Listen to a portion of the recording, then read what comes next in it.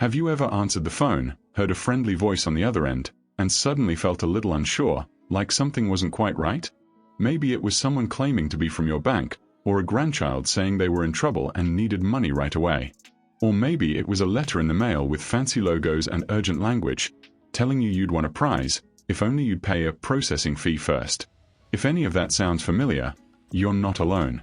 More and more, people over 60 are being targeted by scams that are clever, convincing, and sadly, very costly, not just in money, but in trust. And the worst part? These scammers often know exactly how to sound just real enough to make you question your instincts. I want to talk to you today like I'd talk to someone I care about deeply. Because this is a conversation worth having, not to make you feel afraid, but to make you feel empowered. The truth is, you have every right to be safe, to be respected, and to know when someone is trying to take advantage of your kindness, your trust, or your love for your family. So today, I want to share with you 5 common scams that are especially aimed at older adults. Smart, loving, generous people, just like you. And I want to show you what to look out for, and most importantly, what you can do to protect yourself, without needing to become suspicious of the whole world. Let's take this one step at a time. Why seniors are often targeted first. Before we go into the actual scams, let's quickly understand why older adults are so often in the crosshairs of these schemes. It's not because you're not smart, on the contrary. Many people over 60 are wise, experienced, and often more financially stable than younger generations. That's exactly why you're being targeted. Scammers believe that you might have retirement savings. You've been responsible with your money. You trust phone calls, letters, or emails more than younger folks do. And sometimes, you don't want to be rude, so you listen longer than you should. Add to that the fact that some people live alone or don't have someone close by to double-check things with. And unfortunately, these crooks see an opportunity. But you have something they'll never have, the ability to recognize their patterns. Once you see the trick, it stops working. So let's talk through those patterns now. Scam 1. The grandparent in trouble call. Let's start with one of the most heartbreaking tricks out there. You get a phone call. A voice says, "Grandma, it's me. I'm in trouble. I had a car accident. I'm at the police station. Please don't tell mom or dad. I need $1,000 for bail." And your heart skips a beat. The voice might sound close enough to someone you know. It might even use a real name. They may cry, whisper, or say their phone connection is bad so you can't hear clearly. They count on your love, your instinct to help. And they hope you'll act fast, without stopping to ask questions. But here's what you should know. Real family members in real emergencies don't need you to wire money to a stranger. What to do? Hang up and call your grandchild directly on the number you already know. Don't send money through Western Union, gift cards, or apps like Cash App or Venmo just because someone tells you to. Or if you're unsure, ask a trusted family member to help you check the situation. Scammers want you alone and rushed. That's when mistakes happen. But you don't have to give them that power. Scam 2. Fake bank or government calls. Another common scam, a very official sounding call. Someone says they're from your bank, the IRS, Medicare, or Social Security. They tell you there's been suspicious activity on your account, or that your benefits are about to be cut off unless you confirm your information. It sounds urgent. It might even sound helpful. But here's the rule to remember. Real banks and government agencies will never call you asking for your Social Security number, passwords, or card numbers over the phone. These scammers often create a sense of panic so you don't have time to think. What to do? Hang up. Then call the official number of the bank or agency from their website or the back of your card. Don't press buttons if the call is automated. That can sometimes confirm your number is real and lead to more scam calls. And never give out personal information if you didn't initiate the call. Even if they say this is urgent, trust me, it's okay to take your time. Let's pause here for a moment. I know this can feel overwhelming. Maybe it even brings up moments where you said yes to something you wish you hadn't. Please hear this, you're not foolish. Scammers are professionals at manipulation. They rehearse their tricks, test them, refine them. Falling for a scam doesn't make you gullible, it makes you human. But now, you're about to be one step ahead. In the next part, we'll look at 3 more scams, including one that's becoming more common through email and text, and another that pretends to reward you for your loyalty. I'll also show you how to create a scam shield for yourself, one that doesn't require technology, just a little awareness and confidence. You deserve to feel safe. You deserve to feel respected. Let's keep walking through this together, because protecting yourself doesn't mean closing your heart. It just means keeping your eyes open. Scam 3. The loyalty reward or gift card scam. Picture this. You get a text or email that says something like, "Congratulations. You've been chosen as a loyal customer. Claim your free $100 gift card from Walgreens, or Amazon, or Walmart. Just pay the $1.95 processing fee." Seems harmless, right? It's just a small fee. And you've probably shopped at that store for years. Why not? Here's the trick. The moment you enter your card information to pay that small fee, you've handed them the keys to your wallet. Sometimes they charge you once and vanish. Other times, they quietly enroll you in a fake subscription and charge your card every month until you notice. What to do? If an offer feels too good to be true, it is. And never click on links in texts or emails promising rewards unless you were expecting them and they came from a known sender. A look at the email address or web address. Scammers often use tiny misspellings, like Walmart.com instead of Walmart.com, that most people overlook. Here's a simple rule. Real rewards don't ask you to pay to receive them. And remember, you don't owe anyone your loyalty just because they said a nice word. Your trust is valuable. Don't give it away for $1.95. Scam 4. Tech support or your computer has a virus. This one is growing fast, especially because many older adults are now using computers and smartphones more than ever. You might get a pop-up on your screen that looks very official. It says something like, "Warning, your computer has been infected. Call this number immediately to avoid losing your files." Or maybe you get a call from someone who says they're from Microsoft, Apple, or your internet provider. They claim they've detected a problem with your computer, and they need to access it remotely to fix it. Here's the truth.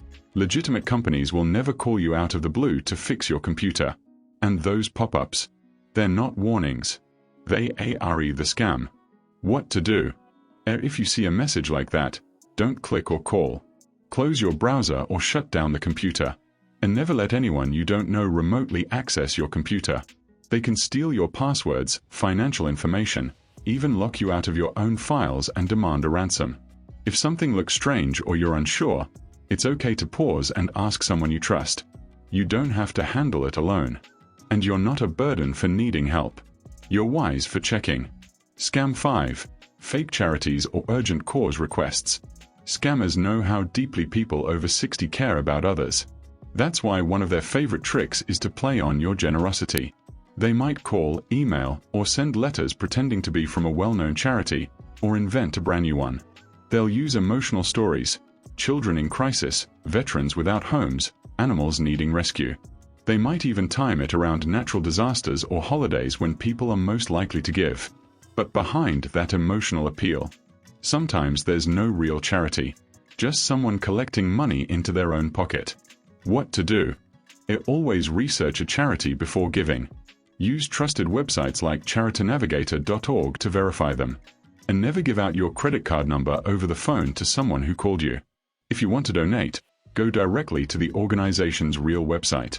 And ask yourself, did I reach out to them first? If not, it's okay to say, I don't give over the phone. Please mail me information. Your compassion is a beautiful strength. Don't let anyone twist it into a weakness. The scam shield mindset. Now that you know the 5 major scams to watch out for, let's talk about how to shield yourself, not with fear, but with clarity. Here are 5 simple ways to protect yourself without needing any fancy software or technology. A pause. Scammers rush you for a reason. Take a breath. Hang up. Don't act in a panic. A verify. Always check with someone you trust, a family member, friend, or even your bank directly, before you send money or give information. A use call screening or voicemail. Let unknown numbers go to voicemail first. Scammers often won't leave a message. A shred personal mail. Don't toss out documents with account numbers, addresses, or health information without shredding them. A keep your circle strong. Isolation is a scammer's best friend. Stay connected with people who care about you. You're never bothering someone by asking them to double-check something. And if you've already been fooled, Maybe you've been tricked before. Maybe you lost money, or gave information away, or just felt ashamed after the fact. Please hear this, it's not your fault. You were trusting, kind, open-hearted. That's nothing to feel embarrassed about. Even the smartest people in the world have been fooled: CEOs, lawyers, even computer engineers. The difference now is, you're not walking into these situations blindly anymore. You're informed. You're watchful. And you're not alone. Let's talk about something most people avoid. What to do after the scam. Because here's the truth, even the most cautious, experienced people can be caught off guard. Scammers are clever. They are quick. They prey on emotion and timing. And if it's already happened to you, or someone close to you, what matters most now isn't blame. It's next steps. So let's take this one gently, and walk through it together. Step 1. Pause the panic, you're not alone. First, take a deep breath. Yes, you might feel embarrassed. Yes, you might feel violated. And yes, you might even feel angry with yourself. But none of that changes one very important fact: you are not alone. Every year, millions of people fall victim to scams. Many are kind, smart, thoughtful people, just like you. So if it's already happened, there's no shame. What matters now is what you do next. Step 2. If you gave out financial info, like card or bank details. If you gave out your credit card or bank account details, here's what to do immediately. Call your bank or card company. Tell them you think you've been scammed. They can freeze your account, stop new charges, and in many cases, even refund money if it was taken fraudulently. Review recent transactions. Look for anything unfamiliar, even small amounts. Scammers often test your card with a tiny purchase first, to see if it works. They're asked to cancel the card and issue a new one, with a different number. That way, the scammer can't keep charging you in the future. Don't worry about bothering your bank. They deal with this all the time. You're not the first, and you won't be the last. But you are smart for catching it now. Step 3. If you gave out personal information, like social security number. This can feel even scarier, but there are clear steps here too. Contact the Federal Trade Commission, FTC. You can visit identitytheft.gov to report the scam and get a custom recovery plan. Place a fraud alert on your credit reports. Call one of the 3 major credit bureaus, Experian, TransUnion, or Equifax, and they'll notify the other 2. This alert makes it harder for someone to open new accounts in your name. Watch your credit carefully. You can request a free credit report once a year at annualcreditreport.com. Keep an eye out for anything you didn't open or authorize. If any of that sounds complicated, ask someone you trust to walk through it with you. A friend, a family member, or even a local senior resource center. You don't have to handle this alone. Step 4. If you were scammed by phone or email. Here's what to do if you spoke with someone or clicked on something suspicious, but didn't give out money or sensitive information. Hang up or close the window immediately. Don't continue the conversation. Block the number or email address. Most phones and email services let you block or report suspicious contacts. Report the incident. Even if you didn't lose money, it helps to alert the proper agencies. You can contact FTC at reportfraudftc.gov, your state's Consumer Protection Office, a local police, especially if you feel threatened. Reporting helps others, and it feels empowering to take action. Step 5. The emotional recovery. This matters just as much. Let's talk about the emotional side of being scammed, because it's real. People often say, "How could I be so stupid? I knew something felt off. Why didn't I stop? I feel sick just thinking about it." Let me tell you something with all the warmth and respect in the world. Being tricked doesn't make you foolish. It makes you human. Scammers study behavior. They know the right things to say. They know how to sound urgent, how to sound like family, how to push your buttons just enough. You are not to blame for trusting. That same trusting heart has probably helped your family, your community, your friends, for decades. And it's not wrong to care. It's wrong that someone took advantage of it. Be kind to yourself. Healing includes that too. Your scam recovery plan. Simple, clear, strong. Let's create a simple scam recovery plan you can keep in mind, print out, or share with others. 1. Pause. When something feels urgent, stop and take a breath. Don't let anyone rush you. 2. Verify. Call a trusted number, bank, grandchild, company you already know. Never use the number someone gives you during the scam. 3. Report. Tell your bank, report to the FTC, and consider notifying your local police. It helps others and protects your future.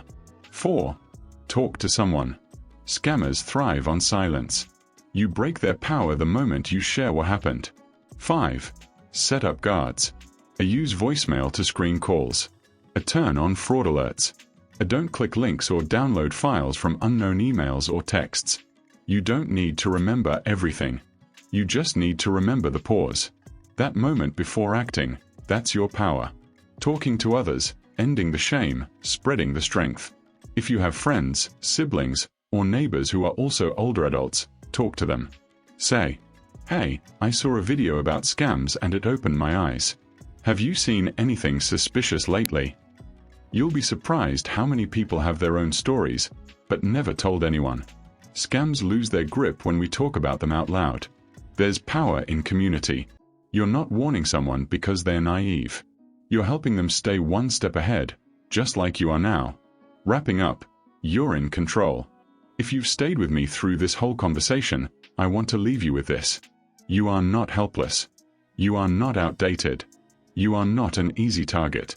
You are wise. You are learning. And you are protecting your peace, your money, and your confidence, step by step. Scammers will keep changing their tricks. But the good news, once you know the signs, they all start to look the same. And you get better at spotting them, faster each time. Let's keep the light on. Let's keep each other informed. Because you deserve a life of calm, clarity, and dignity. And no scammer gets to take that from you. I'll see you in the next video.